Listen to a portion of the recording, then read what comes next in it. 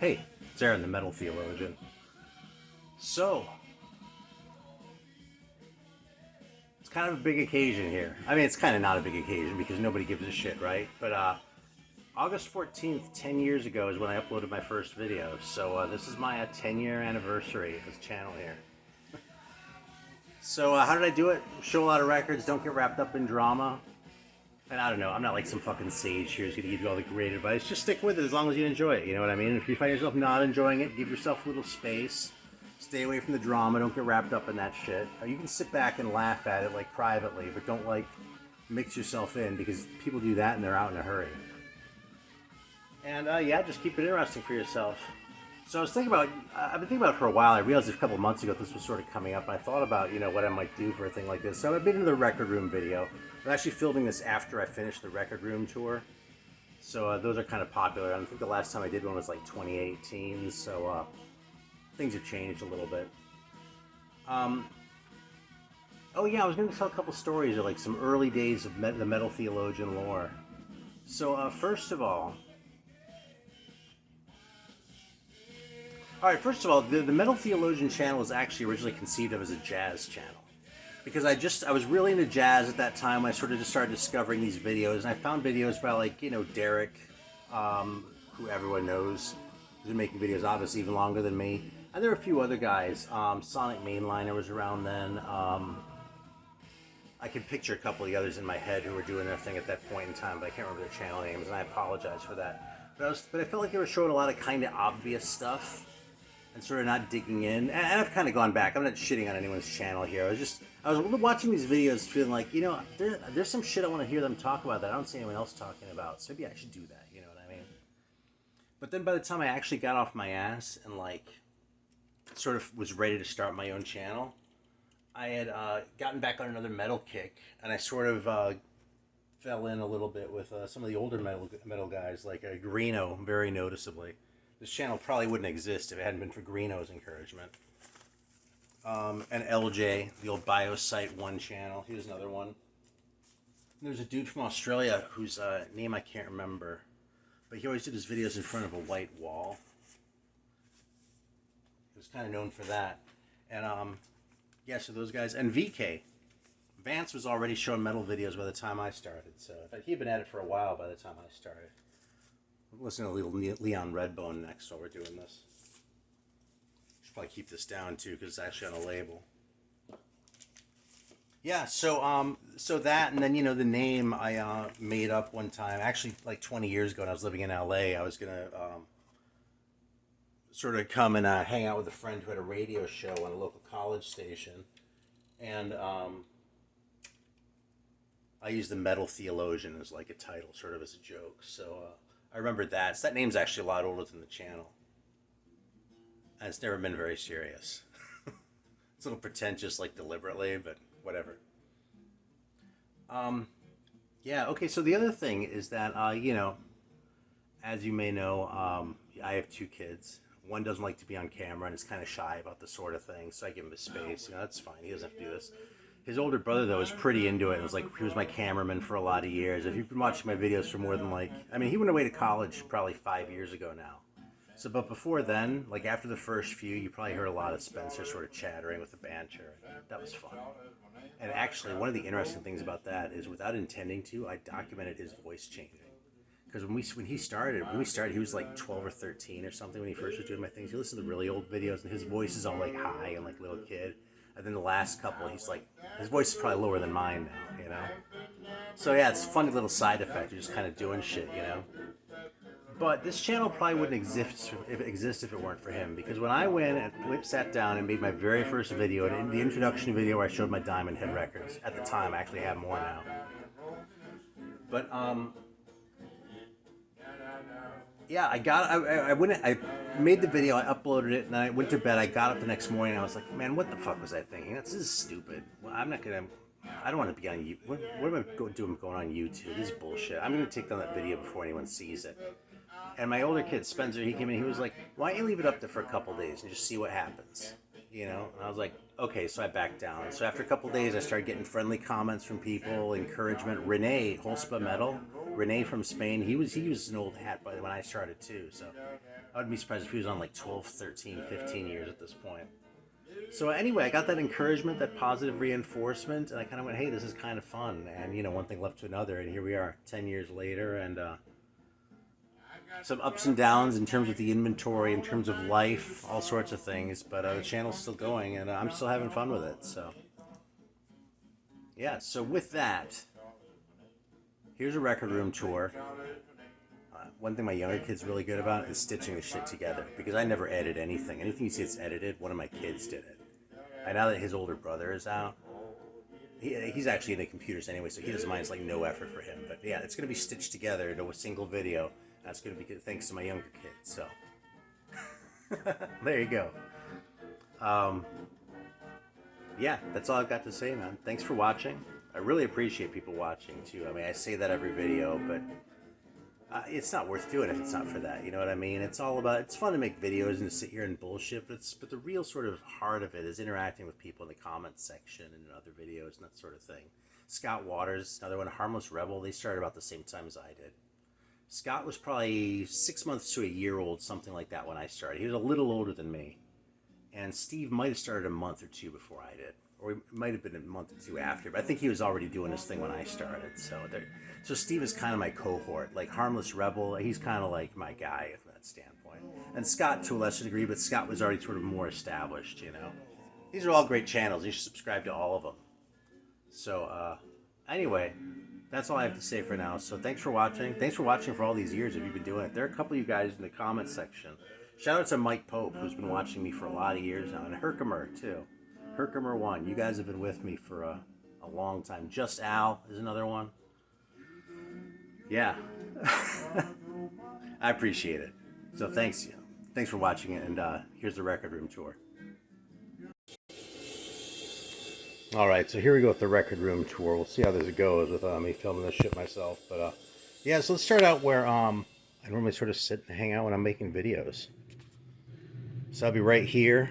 This is actually my jazz section. So I have things organized in sections, and the sections are really driven mostly by what I'm going to want to be looking for from flipping through there. You know what I mean? So like, I figure if I'm in the mood for a certain kind of record or a certain kind of sound, then I want things that are sort of like that, either logically or just in my head. You know, whatever works. So anyway, this is the jazz section here.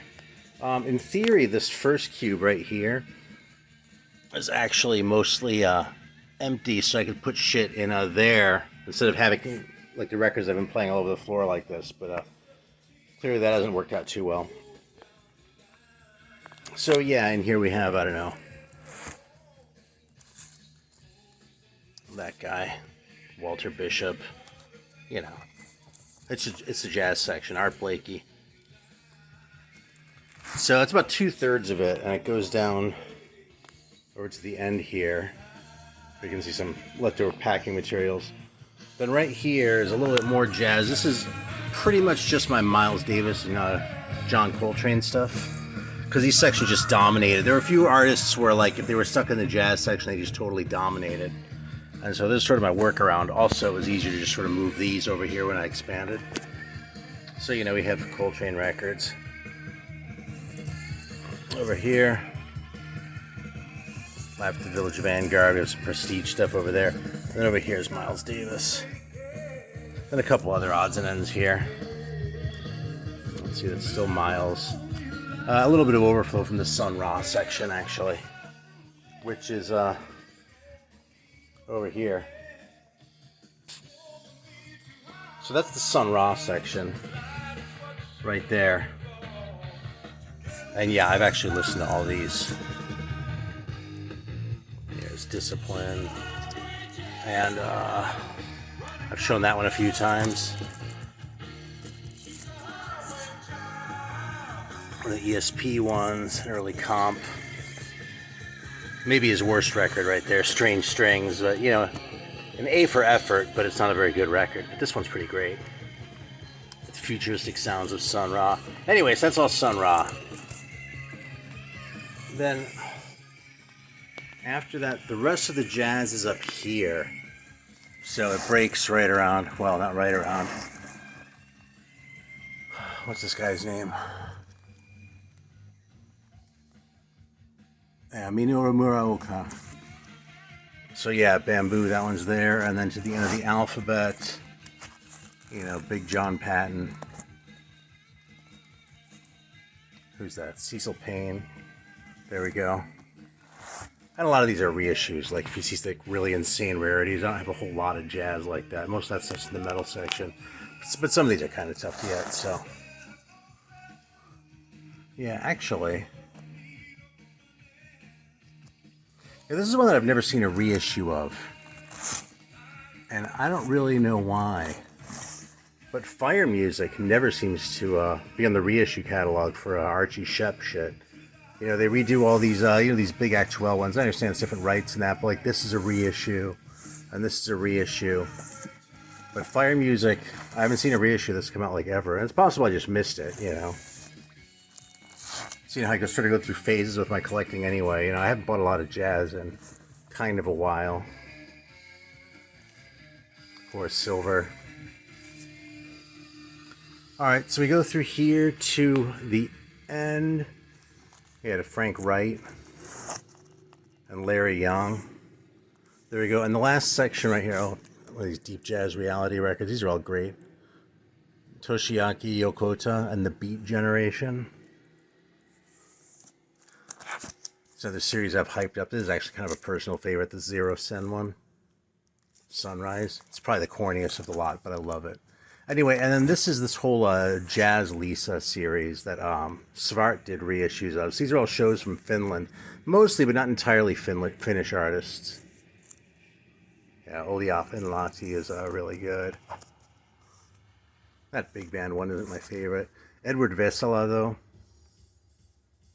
That's some good shit. So right there, most of my 10 inches. Right here are my 45s in those 3 boxes. I've gone through the 45s enough times on this channel. One of them is new wave of British heavy metal stuff. One is about a third new wave of British heavy metal stuff, and the rest is like other metal stuff. And the last one is like punk and miscellaneous. If I remember correctly, that might not even be right. Okay, so the rest of what's over here. So all these guys all the way to the end. This is all metal. The last section down here is comps. So have shit like that. Yeah, I don't know, the Metal Massacres. That shit's all here. Lead Weight. Where's Kent Rocks? It's always a fun one to show. Kick Rock, and there's Kent Rocks. Alright, yeah, and like I said, the rest of this is metal, so. Pandemonium, just sort of randomly. Pandora's Box, that isn't a very heavy one. Yeah, Paradisial Hell. It's funny, I'm just getting bad ones. This one kind of sucks. There are a lot of Russian records that I've hyped on this channel, but that's not really one of them because it's not very good. Yeah, I already got some Motorhead in here. There's that guy with the leather cover. A little bit of death metal in here. Morgue, Morgoth, Morbid Angel. I like Mistreater, shit like that's over here too. Mistreated comes right before Mistreater. And the Mist. This is a really cool Brazilian one that people don't talk about as much as they talk about, you know, Sepultura and Sarcophago. Yeah, right on. So this is all metal. Like I'll show this one just for Marty. Right there. And the other Death Row records. The third one, the second one, and the first one with the Satan's Gift cover. Because that was kind of more intimidating than the Riders of Doom one. This one kind of sucks, actually. This is like Deathcore or something. Death SS. Yeah, a lot of D's with death at the beginning, right? And a lot of B's, too, like for, because so many metal bands start with black in their names, right? So that's Black Coffee. Okay, so Black Coffee's the first one. So this Yeah, those are just the ones that start with black. So yeah, that's what happens. So you're gonna have Black Death, Black Fate. You have a couple Black Sabbaths in there. And this actually goes to what I was saying about how I organize them based on what I'm gonna want to find. So I figure if I'm flipping through the metal section, I might come across Born Again and go, yeah, I kind of feel like hearing that. But if I come across Paranoid, I'm not gonna feel like hearing that. So where do I put obvious records like Paranoid and shit like that? I put them over here in the obvious section. So there you go. You got David Bowie, Blue Oyster Cult. You know all this shit's in here. Trying to make this video watchable. Oyster Cult, and then pretty much all the Black Sabbath is over here. You know, all the ones that everybody knows that you've heard 100,000 times. Let's see, Aerosmith, AC/DC. Yeah, so that's all over here. That's kind of a cool one. Yeah, and then like, oh, I don't know, Hendrix. I think I might actually have a Hendrix over in the other, in the rock section too, because some of these, like, I haven't been that big, well, I'm not that big a Hendrix fan. I've known Hendrix since, obviously, since I was like in my teens, right? When I got into the hippie shit a few years ago, I kind of rediscovered him in a big way, so he doesn't seem as obvious to me as he might sort of intuitively. Like, I was on the fence on whether to put the Grateful Dead over here or whether to just put him in rock, because, you know, they're an obvious band, but they're not obvious to me the way Deep Purple is, you know? But, yeah, I don't know. It's not completely consistent, you know? But anyway, the Dead made it to the obvious section. On here you have Pink Floyd, obviously. There we go. Zeppelin's over here. Now, that actually stops at Pink Floyd, because we'll get to the rest in a minute. Over here, this was the punk section. I've kind of renamed this the rock pop section. Because over here is where we have, I mean, there's a lot more shit like this than there used to be. Because since we like really got into the stoner shit, you know, I just got another whole genre that I just got into in the last few years, you know. Like, yeah. Yeah, like Non and shit like that. Fucking Muslim Gauze is over here. I don't know if that's really rock in the same way that, like, this Moss record is. You know, but it makes sense to me. I know where to go looking for this shit if I'm going to go looking for it, you know?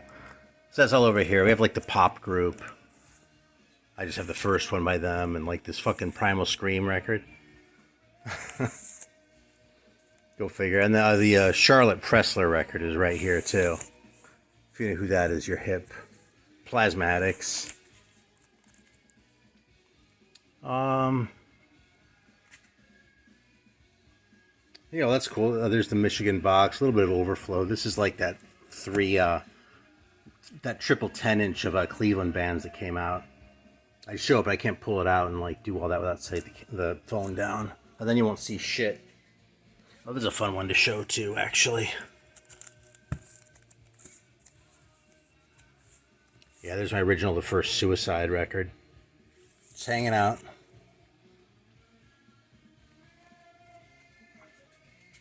Yeah, Droids Attack. Danzig, Killing Joke. Boards of Canada. All that shit's over here. That's not an original half Japanese box. That's the reissue that came out, I don't know, maybe 8 years ago, something like that. Here Lies Man. I saw Half Japanese live once, actually. Yeah, oh, and there's Nod, since I was talking about them. It's funny, I was just watching Vinyl Richie, and he showed this one. I was like, I think that's one of the ones that I have. Because they have so many fucking records. And everything I've heard from that band has been really good, too. That's Nod with a G. G-N-O-D. Alright, so over here, this is the German section. Okay, so these 6 cubes are really 5 plus a little bit of overflow. Yeah, okay, so 5 up to where the divider is right there. It's all shit like, yeah, Hölderlin isn't really the best thing, but like, yeah. A couple sort of related ones, like these guys are actually Swiss, but I learned about Hallelujah when I was, into the German shit, you know? So, there's my original of the first Harry Chapter record. I actually have the reissue too, because the original sounds like shit. Yeah, I can't get through. What else do we have here? Oh, this is the first Flow de Cologne. I don't know if I've seen anyone show that. Actually, here's a copy of the Faust tapes that I just pulled out. Oh, the hell with it. Let's just pull out the... Yeah, there's the first one. Ugh, what else? These are packed in a little bit tighter because they're not as... They don't come and go as much, you know? There's the first Embryo. Opal, that's a really good record. Electric Sandwich is one of the Brain ones that I really like. Yeah. Avez Ilvesakan. Kind of a cool, weird one. This band is really good, too. They're really on the jazzy side, but Ilif. Like, before I got really into Fusion, I was kind of lukewarm on them. But once I got into Fusion, I listened to them and went, God, these guys are great. Ego on the Rocks is a little bit later. That's something people don't talk about much, but it's a cool record. So yeah, shit like that is over here. Holga Chukai. Curly Curve. Yeah, and then a few sort of related things, like, you know, this Cosmic Corridors. Is it really German? I made a video about this. As far as I know, these guys are English. But they sort of get in here by proximity anyway. So the extra sort of bleed over here is, it's actually overflow from the Reggae Section. Because with a couple sort of weird ones thrown in, because these are my On You records. Right, so I sort of collect this shit, anything that comes out on this label. I mean, I think I have most of what I need at this point, but I really got into that shit for a while. I still am into the shit, actually. Like, you know, African Head Charge, Dub Syndicate, Singers and Players, Missing Brazilians, Warzone right there. So I have all that shit separated out because that's a specific mood, too, you know? The New Age Steppers are over here. It's African Head Charge. I think my Creation Rebel records are all over here, too. Yeah, these are reissues, the recent ones. My copy of Starship Africa is an original On You, but the others are all reissues. Anyway, then there's a little bit of Rocksteady here at the very end. I used to have a bunch of Rocksteady. I never really played it much. So it was fun while it lasted. I don't mind having a little bit around, especially like these Scotalites records. I really like those a lot. Like this one, that's a great record. And Don Drummond is really cool too. This is a really good record. But yeah, I don't have that as much of that shit around anymore. So in the top three here are the Funk Section. So, I mean, there's a Funkadelic and shit, right? Damn, did I just outlast that side of the record talking? I have to flip it in a minute. Bruce and Vladi. Reality. Yeah, that's kind of a throwaway one, actually. That James Brown isn't so great. But like the Blackbirds and shit's over here, too. What else do we have? What are some of the cool gems? I mean, there's an original Cosmic Slop. Yeah, I don't know. Curtis Mayfield's going to be over here. Cool in the Gang we just saw. If it's still even on camera. Yeah, a couple Cool in the Gang records. Not a ton, but some Meters records. Stevie Wonder gets in there too, sort of by proximity. Let me flip this record real quick here. Hang on a sec. This is Golden Dragon that we're listening to.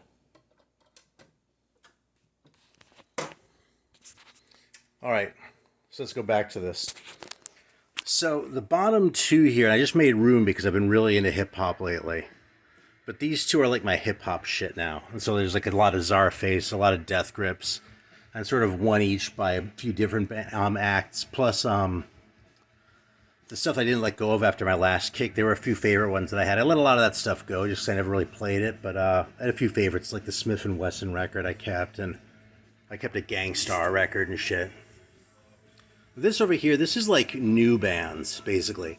So a lot of Coal Mine, you know, my Delvon Lamar records are here and shit. And what else? Like Budo's band is over here. Calibro's over here. You know, shit like that. Like, I mean, that's sort of like, I want to hear something more current, MySpace, because most of the shit that I have is kind of old, so. All right, here's the Reggae Section. Oh, so we have into reggae.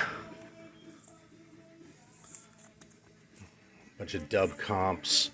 Mikey Dread isn't really a favorite. That's not really a favorite either, but it's a favorite cover. Dr. Alamontado, that's a great one. This is a great cover. Look closely. Double barrel, and it's Dave and Ansel Collins. That's funny because you assume it's Dave Collins and Ansel Collins, but no, it's Dave and Ansel Collins. Dave is just Dave. So, yeah. Let's see, the Culture records are right here. International Herb, Kumbolo, Bald Head Bridge, 2/7's Clash. There's Heart of the Congo. It's not an original. It's hard to even define what an original is on a lot of these. Like, you know, this is an original UK pressing of Isaiah First Prophet of Old by Big Youth. But is that an original, or was there like a Jamaican one that came out first that like I'll never find? You know, I don't even necessarily know on something like that. That's a great cover. 1000 Volts of Holt. A bunch of Keith Hudson, because I love Keith Hudson. Shit, I didn't take that one out of the shrink. Oh, all right, so that is the reggae. So if we go over here, so over here, all right, the top two shelves here, sort of the overflow from the obvious section. So we made it over to Pink Floyd, right? Over here is, well, Bob Seger. That's pretty obvious. You know, UFO. So that's over here. Uriah Heep. So I can recognize Fallen Angel by the Spine. So there's that. And then ending up with, of course, ZZ Top. Right? Then right here is the South American section, which kind of includes Mexico for me, just because usually you hear, like, you know, the US and UK. So I know Mexico's North America technically, but it still counts. So, like, Los Doug's records are over here. La Cofradía de la Flor Solar. Great band from Argentina, I'm pretty sure. This one's Mexican. Ciruela.